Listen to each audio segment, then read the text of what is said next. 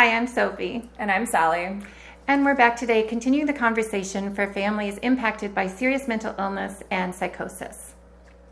Today I wanted to talk about what it's like to be the sibling of someone experiencing serious mental illness, because before I ever developed psychosis, I was the sister of someone experiencing serious mental illness for 10 years.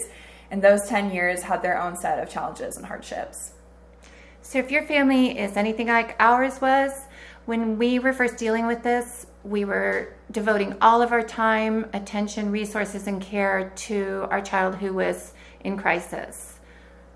When mental illness started to impact your brother, I know that we put a lot of our time and attention towards him. What was that like for you?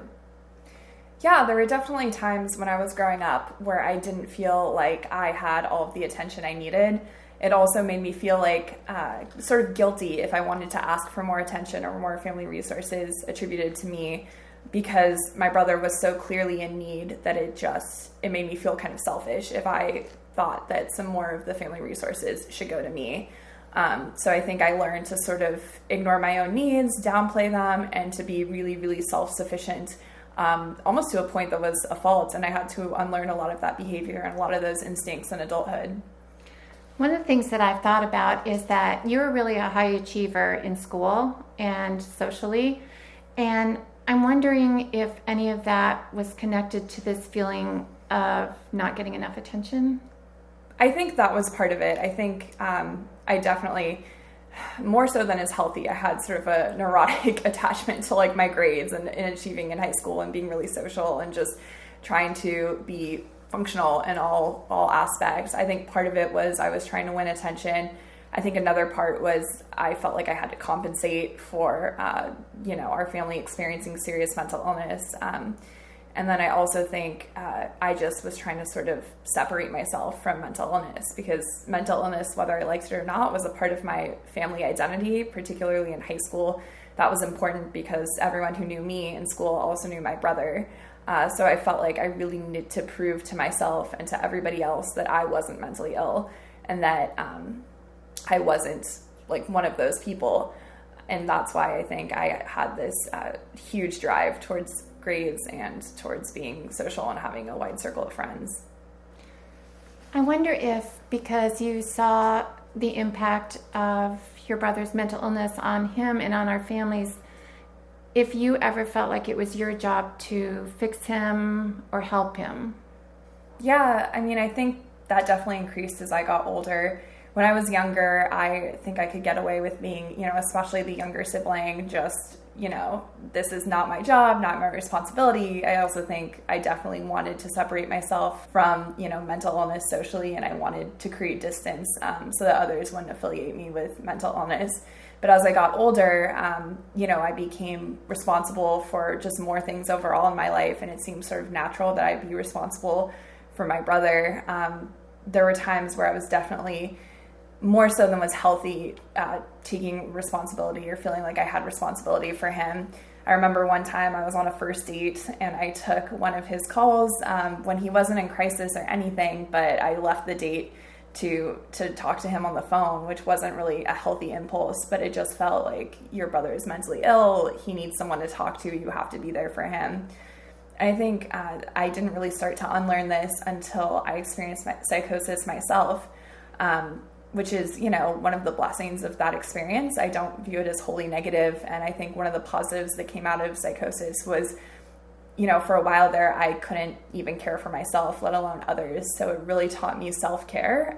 It forced me to learn self-care and to learn that before I can help anyone else, I have to make sure that I am as healthy as I can possibly be. And so I think, I've been slowly but surely unlearning that impulse. Can you think of anything that would have made it a better experience for you? Yeah, I mean, I definitely think if I could have gotten into therapy as early as possible and had it on an ongoing basis, I think that would have done wonders, honestly. I think also, it's so easy to just sort of let the other child slip by, unfortunately, or just not forget that they're there, but it feels that way when you're the younger sibling of someone experiencing psychosis, that you're forgotten about a little bit. So I think dedicating time on a regular basis to do things with just that child is really important. Things that make them feel special, things that help make them feel heard. Yeah, and I think another thing is or something that I think both you and my father did really well was to not bring me along in every single up and down of my brother's condition. Some things I just didn't need to know about, like certain, slip ups he had. I didn't really need to be pulled along the drama for every single thing, especially after him and I weren't living together. So I think just asking me proactively, I have an update, do you want to hear it? And giving me the option to say yes or no, which I picked both options at various times. I think that was really important.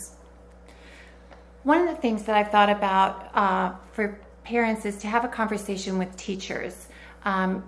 You have every right to expect confidentiality, but if teachers know that there's something going on with a child's sibling, they may be sensitive to the impact it may have on their schoolwork, but also on their social interactions and just their emotional well-being. What you just said reminds me that sometimes during difficult times with your brother, I noticed that you took more time with your friends or just got away in general, went to study in a coffee shop.